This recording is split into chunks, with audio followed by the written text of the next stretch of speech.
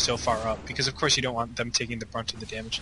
And now because the MC is going to be probably losing this, no, it's not losing that expansion. It's going to be forced out, but still, you can see the gold is taken. And this is, I mean, Butterfly, I think this is some of the problem. Like, both these players are just playing it like it's any other map. But they're not utilizing the map structure. I mean, this gold expansion is so weak right now, right? Because there's so many ways that you can harass this, okay? You can circumvent this entire area.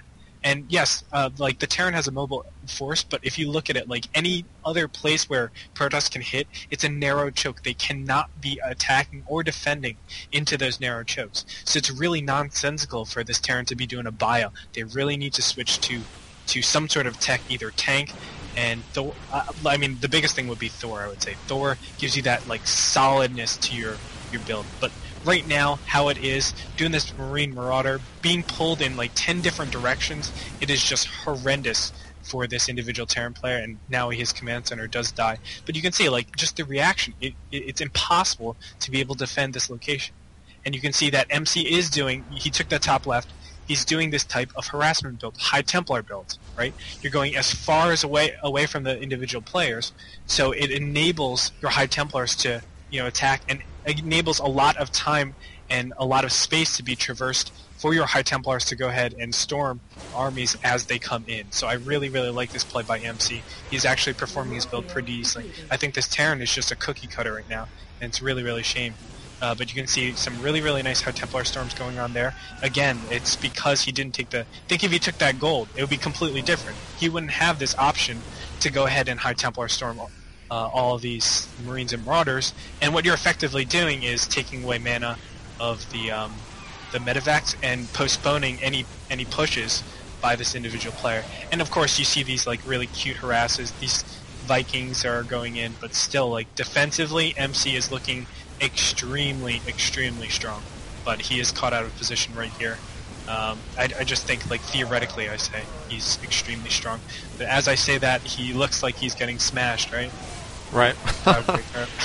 Yeah, I think you know what you're talking about. I think you might be a little bit behind in my replay, but that is okay.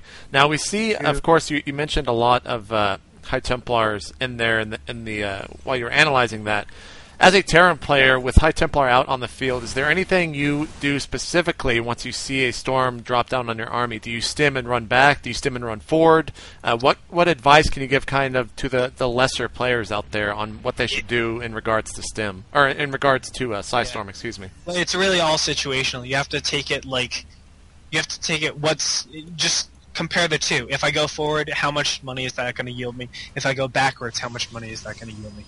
I think that's the best way to deal with it, because really, it has to be microed. So if there's 3 Stalkers in front of you, and you have 5 Marauders, and you get stormed, obviously you're going to go 2. You know, if there's 7 Stalkers there, you're gonna run away. But if it's 7 Stalkers with Blink, then you keep attacking, because it's useless not to. But yeah, you want to go ahead and sync up, actually? So that we're at the same time? Yeah, I will pause after this huge battle. I'll go ahead and talk about this. That was MC going in with his Blink Stalkers, getting out all of the Ghosts to make sure he couldn't get EMP'd, and then he walked in with all of his Archon, Zealots, and High Templar right behind that, and he's pretty much taken out the entire force of Butterfly. He's going to have a hard time dealing with that Planetary, though, so you see him kind of sticking to this left lane over here and disregarding that high yield expansion for the moment. Probably going to try to get some more Immortals out, or he might just disregard that expansion altogether. But I'm going to go ahead and pause right about... I guess I'm going to have to show the timeline so we can go ahead and sync up. Okay. But I'm going to pause now, and I'm at 21:51, so let me know when you get there. All right, I'm there. All right, I'm pausing in 3, 2, 1, play. Okay, so let me again go on about this gold expansion. You notice that he's getting some beautiful storms, right? Like, that's really obvious. Like, oh, MC just got really nice storms. Great job, MC. But people don't think why he got those storms. Butterfly was forced to defend against this position, okay? If you were just out in the open, he could easily say, I'm going to back up. But because he has a liability there, that command center, it's a fundamental problem with this individual placement of the build and also of the unit composition. So again, if he took the bottom right and he engaged there, he would just be like, back up, your High Templar storms are such a joke, right? And it would be fine. But because he has to defend against that position, he has to clump up all of his units there, and that enables the High Templars to go ahead and storm very, very beautifully. And now he's able to push in here, get some stupid kills, because, again, it's just like, it's just a bad build by Butterfly. And it's just the choice of the expansion while doing this army composition is so fundamentally wrong.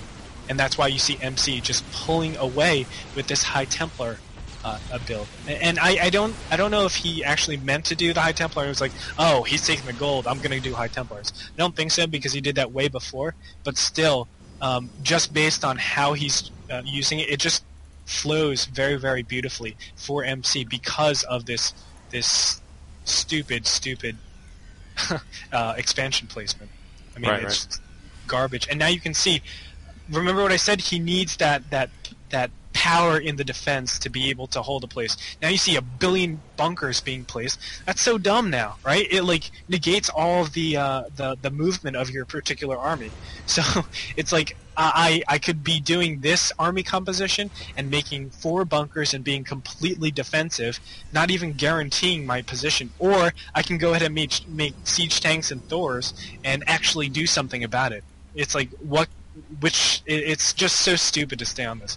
I mean, Taran for his Protoss is at such a raw age right now, and I really think what's beautiful about this matchup is you can do both of them, and you can synergy both of them too. So you can actually do a mixture of tank or tech and bio and be completely fine. But this current bio, straight up bio, is just so dumb because it leads, well, for this map and for this expansion, it's just so dumb. Yeah, Butterfly's garbage. So yeah, here's MC doing a little two-prong attack, blinking up into the main with the Stalkers, and then we saw, of course, that attack with the Zealots and High Templar. Now he's just going to blink out after taking, I think, maybe 1 or 2 racks right there. It's always good to take out the unit-producing structures of the Taran, because then, of course, they can't produce anything, and you're just going to be able to push all the way to the victory. And it looks like MC might engage here. He's a little bit hesitant. He's going to continue to sneak around with these Stalkers and try to find a good way in. But the mobile units that Butterfly does have, he's going to have to probably wait and back up just a little bit. He's almost approaching 200, vastly out supplying Butterfly now, as he's at 87 compared to MC's 170. But, I mean, pretty much, I would almost say this game is over, wouldn't you? Oh, absolutely. And don't get me wrong, Butterfly would probably kick my butt, right? Like, no doubt about it. I can see the mechanics of Butterfly probably much better than mine, without a doubt. But it's just the fact that, like, the decision-making for Butterfly disables this individual player from ever becoming, like, a top player, just because there's no strategy involved. It's just, I'm making units and I'm going, and I'm hoping for the best. And that's not the way you play StarCraft. You have to be very deliberate with all your actions. And without a doubt, Butterfly is like 10 times better than me. I would never be able to do anything like this, but it's just the fact that, you know, it's just playing for the sake of playing and not thinking. And clearly there's no plan to this. And thankfully everything, the stars aligned, and I was right about my my initial analysis of the bio being bad for taking the planetary. So that's a GG, yeah. Yeah, so we've seen MC and Butterfly play. Now we're going to watch you play against your teammate TT1. I'm going to go ahead and get this replay loaded up. You should do the same. And we'll have to see how harsh you are on yourself here. And the kind of self I know, dude. Analyzing. Trust me, I'm awful. I know I am. Okay. That's why I would never say I'm really, really good. Because I know I'm awful. Now, do you have the replay loaded up? Yeah, hold on, man. All right. I was just asking, because now, since you don't, we could do a little bit of plugging. If you are joining us a little bit late, this is JP and Friends. I'm joined by one Andre Gretorp Hengchua from Team Fnatic MSI. And we're doing a little bit of analysis here on 2 games, and then he's going to have the displeasure of coaching me against a Zerg player right after this game. So that's going to be coming up after another replay of Gretorp versus TT1. You ready to begin? I'm ready when you are. All right, here we go. 3, 2, 1, play. So, all right. JP, you tell me, how does TVP feel on Metalopolis? You're going to put me in the hot spot now? I'm going to put you in the hot seat, and I'll see what's up with you. You're just trying to make me look bad. Analyze this map, because it's very confusing, and there's probably like 30 different play styles you can do, so it's very vague, and you can basically be right in whatever you say. So I'm leaving it to you, JP. Just know, you're always right. I'm going to, as the host and the controller of the show, I'm going to say no. This is your show. This is your version of JP and Friends. So now you are going to tell me what you do as a Taran player on a map like this. What is your go-to of all these quote-unquote 30 different things you can do on Metalopolis? Well, it's not exactly 30. Again, there's so many different ways to play this map. We're going to just situate on cross position, because if I go into the other positions, it's going to be really, it's going to be far too convoluted. But cross positions right now, I love cross positions, and the main reason is because you can play any single style. You can play a push style, you can play an expansion style, you can play a high aggression style, you can play a turtle style. There's everything that you could possibly do in this individual map for these positions. And it's because the gold is centered in a really strategic place, so you can get all of that. Or you can take expansions that are very far from the players, or you can take expansions that are the other players, but you can situate it nicely and do counterattacks if they ever attack it. There's a lot of different things that you can do. I'm going to do a very harass type style, because again, we're very far away from each other. Our expansions are going to be far away, so you're going to notice a very common trend of what I'm doing. Now, Kibikaki's talking a lot, by the way. I know. Can you translate for us? Do you speak French? He was talking about how he did not like... let me see. He mentioned something about Vikings earlier. Yeah, he was saying that he was playing against Select, and Select didn't scout him, and Select already made 6 Vikings. Kibikaki was 200, and he had 7K in the bank, and he still lost. He's not too happy about the current TVP state.